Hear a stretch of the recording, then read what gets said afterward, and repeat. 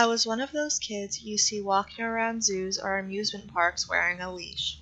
Those were already a thing 20 plus years ago, but less common, and were initially only tied around the wrist. In my case, it was a necessity. I would always start wandering off from the rest of the family, no matter the situation. This is one of the stories that led to me earning my leash.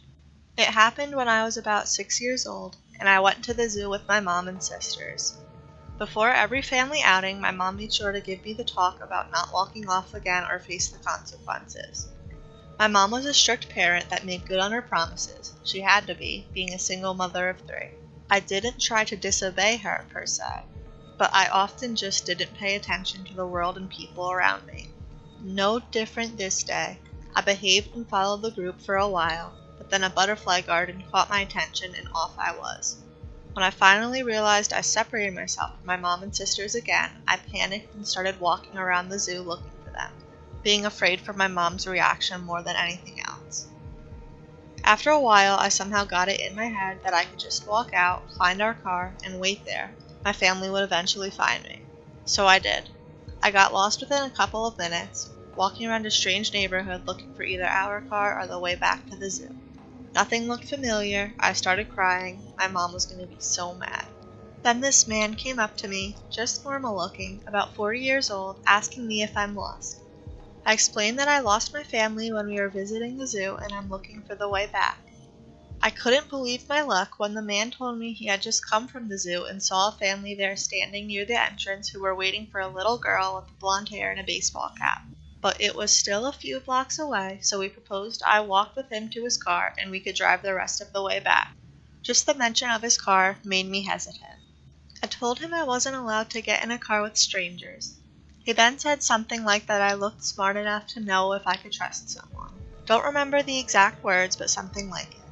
Also, he added, he spoke to my parents earlier when they were looking for me, so he's not a complete stranger. That didn't seem right. I asked him if he really talked to my dad, who had died a year before, and when he said he did, I broke down crying uncontrollably. I still didn't understand the situation I was in.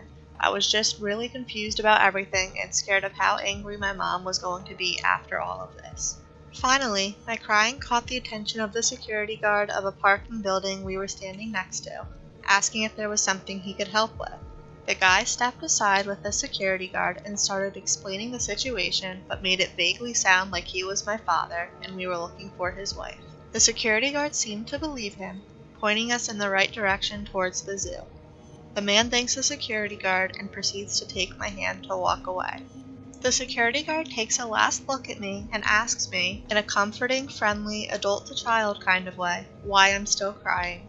I tell him that my dad is dead.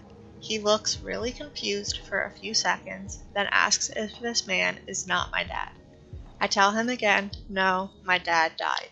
In a split second, his whole face and posture changes, and he turns to look at the guy, who's trying to explain he never actually said he was my dad, that the security guard must have misunderstood and he was just trying to help me find my mom.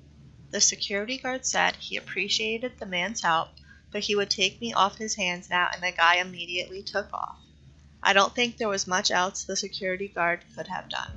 I explained the whole situation, and after making a phone call, he walked me to the entrance of the zoo, which was just around the corner from the parking building.